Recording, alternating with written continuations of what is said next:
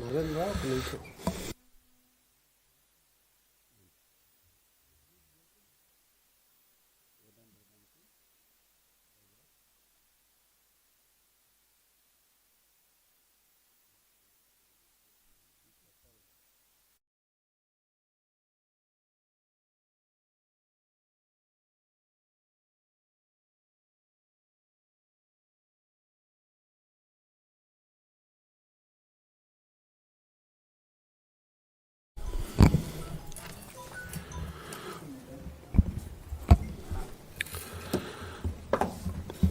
అందరికీ నమస్కారం.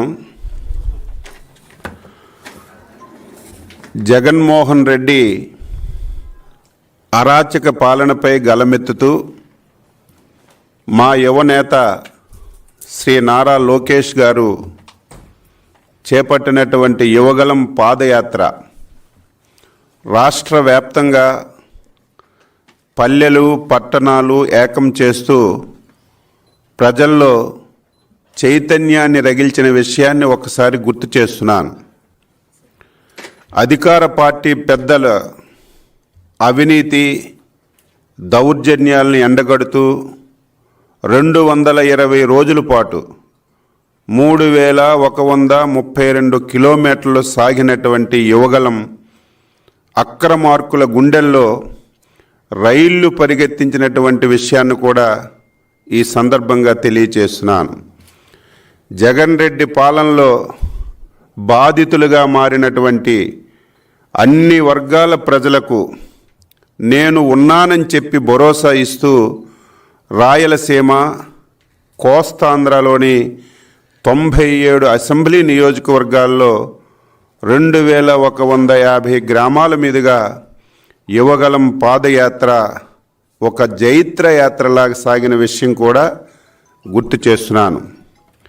ఉత్తరాంధ్రలో కూడా యువగలం పాదయాత్ర కొనసాగించవలసి ఉన్నప్పటికీ కూడా అధికార పార్టీ కుట్రలు కుతంత్రాలతో చంద్రబాబు గారి అరెస్టు నేపథ్యంలో 79 రోజుల పాటు యాత్రకి విరామం కూడా ప్రకటించిన విషయం కూడా ఒక్కసారి రాష్ట్ర ప్రజానీకానికి గుర్తు చేస్తున్నాను.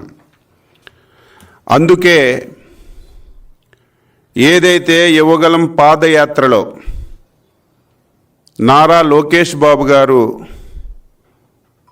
ఏ నియోజకవర్గాలైతే పర్యటన చేయలేదో ఆ నియోజకవర్గాల్లో కార్యకర్తల్ని చైతన్యపరచడానికి ప్రజల్ని చైతన్యపరచడానికి ఈ ప్రభుత్వం చేసినటువంటి దమనకాండని ప్రజానికానికి తెలియచేయాలని ఉద్దేశంతో అదేవిధంగా రాష్ట్ర ప్రజానీకం ధరలు విపరీతంగా పెరిగిపోయి బాధపడుతున్నారు. యువత ఉద్యోగాలు లేక నిరుద్యోగ సమస్యతో బాధపడుతున్నారు. మహిళలు భద్రత లేకపోవడం వల్ల అనేక సమస్యలతో ఈ రాష్ట్రంలో కొట్టుమిట్టాడుతున్నారు. ఈ సమస్యలు రాష్ట్రంలో అన్ని వర్గాల ప్రజలకి తీవ్రమైనటువంటి ప్రభావం చూపుతున్నటువంటి విషయాన్ని కూడా గుర్తు చేస్తున్నాను. ఈ పరిస్థితిలో రాష్ట్ర ప్రజలకి తెలుగుదేశం పార్టీ కార్యకర్తలకి భరోసానిచ్చేందుకు ఈ రోజు నుంచి తెలుగుదేశం పార్టీ శంఖారావం అనే కీలక ప్రచార కార్యక్రమాన్ని చేపట్టిన విషయాన్ని కూడా రాష్ట్ర ప్రజానీకానికి తెలియజేస్తున్నాను. మొన్నటి వరకు బాబు షూరిటీ భవిష్యత్ గ్యారంటీ ద్వారా సమగ్రాభివృద్ధి అనే సందేశాన్ని స్పష్టంగా ప్రజల్లోకి తీసుకుపోయడమే ప్రధాన లక్ష్యంగా పనిచేశాం. అదేవిధంగా శంఖారావం ద్వారా బాబు షూరిటీ భవిష్యత్తుకు గ్యారంటీలో ఇచ్చినటువంటి 6 హామీలను ప్రచారంలోకి తీసుకురావడానికి ఈ కార్యక్రమాన్ని ఉపయోగించుకుంటాం. ఆంధ్ర రాష్ట్రం అంతటా వాటి ప్రాధాన్యతని ఇంటింటికి విస్తృతంగా చేరేలా ఈ కార్యక్రమాన్ని చేపడుతున్నామని చెప్పి సందర్భంగా తెలియజేస్తున్నాను. ఈ కార్యక్రమం ద్వారా ప్రజల్లోనూ పార్టీ కార్యకర్తల్లోనూ చైతన్యం నింపేందుకు ఈ కార్యక్రమం ఉపయోగపడుతుందని చెప్పి ఈ సందర్భంగా తెలియజేస్తున్నాను. శంఖారావం పార్టీ కార్యకర్తలను నారా లోకేష్ గారికి మరింత చేరువు చేయడానికి ఇది ఉపయోగించుస్తున్నామని చెప్పి తెలియజేస్తున్నాను. ఈ కార్యక్రమం ద్వారా కార్యకర్తలు లోకేష్ గారితో ప్రత్యక్షంగా వారి అభిప్రాయాలు సూచనలు పంచుకునే అవకాశం కూడా కల్పిస్తున్నామని చెప్పి ఈ సందర్భంగా తెలియజేస్తున్నాను. జాతీయ పార్టీ అధ్యక్షుల వారు ఈ కార్యక్రమాన్ని కార్యకర్తల మధ్యన ఘనంగా ప్రారంభించాలని చెప్పి నిర్ణయం చేశాం. శంఖారావం కార్యక్రమాన్ని రాష్ట్ర వ్యాప్తంగా టీడీపీ జాతీయ ప్రధాన కార్యదర్శి మా నాయకుడు శ్రీ నారా లోకేష్ బాబు గారు సారథ్యం వహిస్తారని కూడా ఈ సందర్భంగా తెలియచేస్తున్నాను. ఇందులో భాగంగా రానున్నటువంటి 40-50 రోజులు నారా లోకేష్ గారు రాష్ట్ర వ్యాప్తంగా ఏవైతే పాదయాత్ర జరగనటువంటి 120 అసెంబ్లీ నియోజకవర్గాల్లో పర్యటన చేస్తున్నారని చెప్పి తెలియజేస్తున్నాను. ప్రతిరోజు 3 నియోజకవర్గాలు చొప్పున 120 నియోజకవర్గాల్లో ఈ కార్యక్రమాన్ని తీసుకుంటున్నామని చెప్పి సందర్భంగా మీ అందరికీ తెలియజేస్తున్నాను. ఈ కార్యక్రమం ద్వారా పార్టీ కార్యకర్తలతో, అదేవిధంగా స్థానికులతో, అదేవిధంగా అక్కడ ఉన్నటువంటి అన్ని వర్గాలతో ఇంటరాక్టివ్ సెషన్స్ కానీ వారి యొక్క సమస్యలు కానీ తెలుసుకునే అవకాశం కల్పిస్తున్నామని ఈ సందర్భంగా మీ అందరికీ తెలియజేస్తున్నాను. ఈ కార్యక్రమం రేపు 11వ తారీఖున ఈ కార్యక్రమాన్ని ప్రారంభిస్తున్నామని చెప్పి తెలియజేస్తున్నాను. ఈ కార్యక్రమం ఏదైతే ఉత్తరాంధ్ర జిల్లాలో ఆగిపోయిందో, ఏదైతే శ్రీకాకుళం జిల్లాలో చిట్ట చివరి నియోజకవర్గంలో ఈ కార్యక్రమాన్ని ముగించాలని, పాదయాత్రను ముగించాలని చెప్పి అనుకున్నామో అదే ప్రాంతం నుంచి ఈ కార్యక్రమాన్ని ప్రారంభిస్తున్నామని చెప్పి ఈ సందర్భంగా తెలియచేస్తున్నాను. 11వ తారీఖున ఉదయం 9 గంటలకి ఇచ్చాపురంలో శంఖారావం కార్యక్రమం మొదటి సభ అక్కడ జరుగుతుంది. ఇది నియోజకవర్గానికి సంబంధించినటువంటి సభ. ఆ సభలో నియోజకవర్గంలో ఏదైతే తెలుగుదేశం పార్టీ క్యాడర్ అందరూ కూడా ఈ కార్యక్రమానికి హాజరవుతున్నారు. ఏదైతే కుటుంబ సాధికారత సారథులు కానీ, గ్రామ కమిటీ అధ్యక్షులు కానీ, క్లస్టర్ కానీ, యూనిట్ కానీ, బూత్ కమిటీ చైర్మన్స్ కానీ, మండల పార్టీ కానీ, నియోజకవర్గ పార్టీ కానీ అందరూ కలిసి ఒక 4-5 వేల మందితో ఈ సభని జరపాలని చెప్పి నిర్ణయించాం. దీనికి ప్రతి ఒక్కరు కూడా సహకరించాలని ఈ సందర్భంగా అందరికీ తెలియచేస్తూ, ఈ సభ జగన్ పాలనలో మోసపోయినటువంటి యువత, మహిళలు, రైతులు, ఎస్సీ, ఎస్టీ, బీసీ మైనార్టీలకు రాబోయే టీడీపీ జనసేన ప్రభుత్వం ఏ విధంగా భరోసా కల్పిస్తుందో యువనేత శ్రీ నారా లోకేష్ బాబు గారు ఈ శంఖారావ సభలో స్పష్టంగా ప్రజలకి వివరిస్తారని చెప్పి కూడా ఈ సందర్భంగా తెలియజేస్తూ రాష్ట్ర ప్రజానీకానికి రిక్వెస్ట్ చేస్తున్నాను, అందరికీ సహకరించమని చెప్పి కోరుతున్నాను. ముఖ్యంగా గ్రామ స్థాయి నుంచి నియోజకవర్గ స్థాయి వరకు పార్టీ క్యాడర్ యావత్తు శంఖారావం యాత్రలో పాల్గొని విజయవంతం చేయాల్సిందిగా టీడీపీ జనసేన కార్యకర్తలందరికీ రాష్ట్ర తెలుగుదేశం పార్టీ తరపున హృదయపూర్వకంగా విజ్ఞప్తి చేస్తూ ఈ సభలు విజయవంతం కావడానికి ప్రతి ఒక్కరూ సహకరించాలని ఈ సందర్భంగా తెలియజేస్తూ ఆ లోగోను కూడా ఇప్పుడు రిలీజ్ చేస్తున్నాను. అది అయిన తర్వాత మీరు ఏదైనా ఉంటే అడగచ్చు.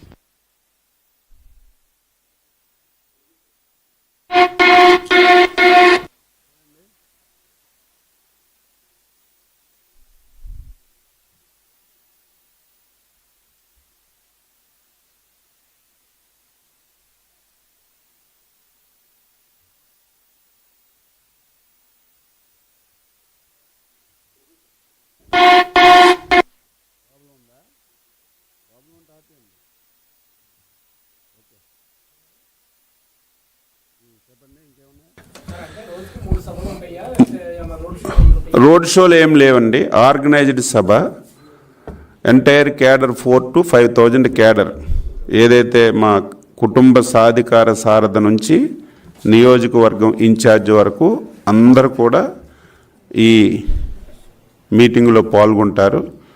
వాళ్ళందరితో అతి దగ్గరగా ఇంటరాక్ట్ అవుతారు. వాళ్ళందరికీ రేపు ఎన్నికలకి సిద్ధం చేయడానికి ఈ శంఖారావాన్ని ఉపయోగించుకుంటున్నాం. బస్ కాదు, అందుకే దగ్గర కాన్స్టిట్యున్సీ 9 నుంచి 11 వరకు 2 hours ఒక సభ. ఇది కంటిన్యూ ఇప్పుడు చెప్పాను కదా, 45 days, 40 నుంచి 50 days. ప్రస్తుతానికి ఇది అయిపోయింది కదా, కదలిరా అయిపోయింది. ఇంకేవైతే అధ్యక్షులు వారు ఏ నియోజకవర్గానికైతే వెళ్ళలేదో ఆ నియోజకవర్గంలో రోడ్ షోస్ పెట్టడానికి ఒక ప్లాన్ చేస్తున్నాం. ఇంకా అక్కడ క్లోజ్ చేసాం ఆ ప్రోగ్రాం.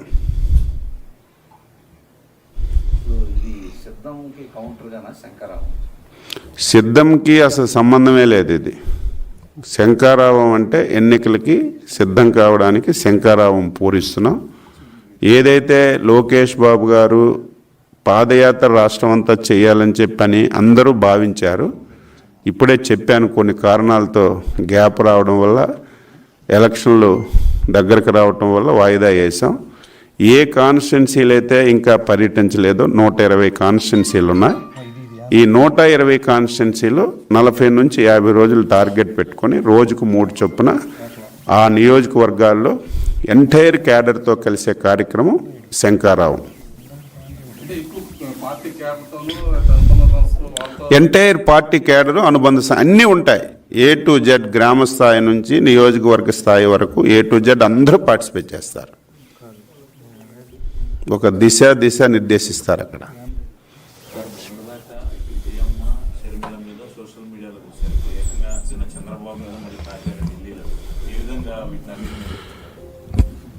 ఇందాకనే చెప్పాను శాసనసభ దగ్గర కూడా, పనికి మాలినటువంటి వెధవలు ఎంత దారుణంగా ఫేక్ న్యూస్ పెడుతున్నారంటే, నిన్న ఢిల్లీలో చంద్రబాబు నాయుడు గారు వెళ్ళి బీజేపీ పెద్దల కాళ్ళకు మొక్కినట్టుగా మొత్తం మాఫింగ్ చేసి ఫేక్ న్యూస్ పెట్టారు. పనికి మాలిన వెధవలు అంటాను వాళ్ళకి. ఒకరు కాళ్ళు పట్టుకోవాల్సిన అవసరం తెలుగుదేశం పార్టీకి, చంద్రబాబు నాయుడికి లేదు. ఒకవేళ కాళ్ళు పట్టుకోవాలంటే మీరే పట్టుకున్నారు చాలాసార్లు. మీ మీద 11 కేసులు ఉన్నాయి, ఛార్జ్ షీట్లు వేశారు. రేపో ఎల్లుండో అవన్నీ కూడా ముందుకొచ్చి అరెస్ట్ అయ్యే భయం మీకుండి మీరు చేస్తారు తప్ప తెలుగుదేశం పార్టీకి ఆ అవసరమే లేదు అని చెప్పి కూడా తెలియచేస్తున్నాను. నిన్నను బీజేపీ పెద్దల ఆహ్వానం మీదకు ఒక పొలిటికల్ పార్టీగా వెళ్ళి వాళ్ళతో మాట్లాడి వచ్చాం తప్ప ఇది ఫేక్ న్యూస్. వీళ్ళు డే 1 నుంచి ఫేక్ ఫెలోస్, మొదటి నుంచి జగన్మోహన్ రెడ్డి కానీ వాళ్ళ దగ్గర ఉన్నటువంటి పేటీఎం బ్యాచ్ కానీ, మళ్ళీ చెప్తున్నాను, కంప్లైంట్స్ కూడా ఇచ్చినా పోలీసులు పట్టించుకోవడం లేదు. ఈరోజు మా మీద ఎవరైనా సరే చిన్న పోస్ట్ పెడితే మేము ఇచ్చిన కంప్లైంట్స్ పట్టించుకోవడం లేదు. మా వాళ్ళు ఎవరైనా సరే పెడితే ఇమీడియట్గా యాక్షన్ తీసుకుంటున్నారు. ఇవన్నీ రిజిస్ట్రేషన్ చేస్తున్నాం, ప్రతి పోలీస్ స్టేషన్లో కంప్లైంట్ ఇస్తున్నాం. ఇవన్నీ రేపు భవిష్యత్తులో తగినటువంటి విధంగా చర్యలు తీసుకుంటాం. ఒకటి కాదు విపరీతంగా ప్రతిదీ ఫేక్ ఫెలోస్ చెప్పాను కదా, అందుకే దానికి సమాధానం చెప్పడం కూడా వదిలేసాం. ఫేక్, మొత్తం ఫేకు. నా లెటర్స్ ఎన్నో ఫేక్ చేశారు. చంద్రబాబు నాయుడు గారి లెటర్ మీద కాంగ్రెస్తో మళ్ళీ పొత్తని ఒక ఫేక్ లెటర్ పెట్టారు. మొత్తం ఫేక్ ఫెలోస్. ఆ అవసరం లేదు.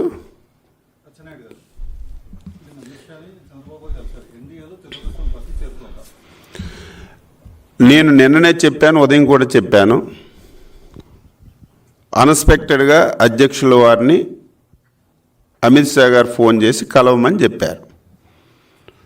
రాత్రి 11:30 నుంచి 12:30 వరకు అమిత్ షా గారితో కలిసి మా అధ్యక్షుల వారు చర్చించారు. ఆయన మళ్ళీ పార్టీ నాయకులతో చర్చించి అక్కడ జరిగింది, ఏం నిర్ణయం తీసుకోవాలనేది పార్టీ సమిష్టిగా ఒక నిర్ణయం తీసుకొని తప్పనిసరిగా మేము ప్రకటిస్తాం. కంటిన్యూ కాదు, ఈ రెండు ఆల్మోస్ట్ పొత్తులతో వెళ్ళాలని చెప్పి డిసైడ్ చేసాం.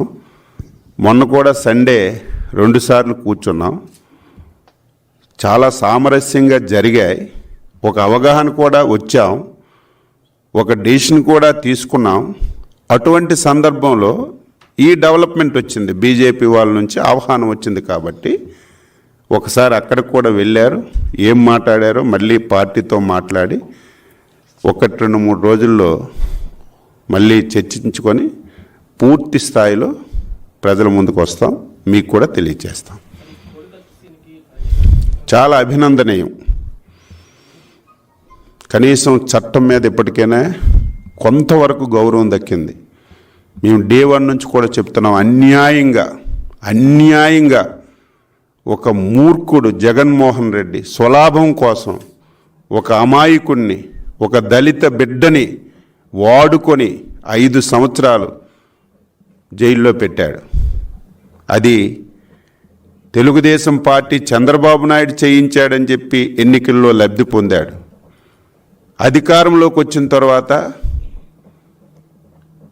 ఏదైతే ఎన్ఐఏ దర్యాప్తు ఆ రోజు కోరాడు, ఆంధ్ర పోలీసుల మీద నమ్మకం లేదని, ఎన్ఐఏ వాళ్ళు మొత్తం దర్యాప్తు చేసి ఇందులో రాజకీయ ప్రమేయం లేదు, ఎవరు పాత్ర లేదు, జగన్మోహన్ రెడ్డి సింపతి గురించి అధికారంలోకి రావడానికి ఈ కార్యక్రమం చేయించుకుని ఉంటాడని రిపోర్ట్ కూడా వస్తే, మళ్ళీ ఆ రిపోర్టు మీద కూడా నమ్మకం లేకుండా ఈ అబ్బాయి బయటకు వస్తే టోటల్గా జగన్మోహన్ రెడ్డి బండారం అంతా బయటపడుతుందని భయంతోనే ఇన్ని రోజులు చట్టంలో ఉన్నటువంటి లూప్ హోల్స్ని పరిగణలోకి తీసుకొని చాలా దారుణంగా ఈ జగన్మోహన్ రెడ్డి వ్యవహరించాడు. ఈ రోజుకి ఆ దళిత యువకుడికి న్యాయం జరిగింది. దీన్ని తెలుగుదేశం పార్టీ చాలా సంతోషాన్ని వ్యక్తం చేస్తున్నాం. ఏం ఐడియా లేదు మాకు, వాటి గురించి ఏముంది మాకైతే తెలియదు.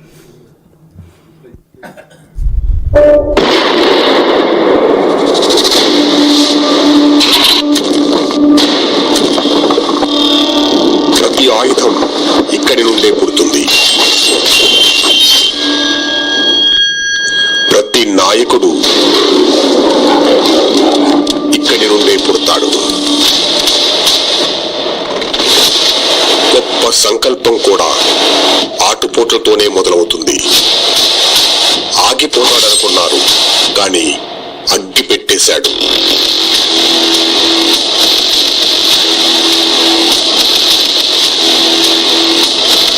కృంగిపోతాడనుకున్నారు, కానీ కూసాలు కదిలించాడు. తండ్రి చాటు బిడ్డ అనుకున్నారు, కానీ ప్రజల బిడ్డగా ఎదిగాడు. వామనుడు అనుకుని ఒక్క అడుగు ఇస్తే విశ్వరూపంతో కబళించేశాడు. జై తెలుగుదేశం, జై చంద్రబాబు నాయుడు.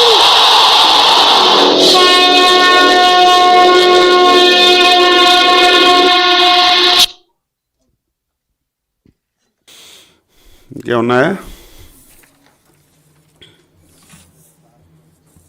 రాకముందు చెప్పాం 11వ తారీఖున స్టార్ట్ అవుతుంది, రోజుకు 3 అని. Okay okay okay, thank you.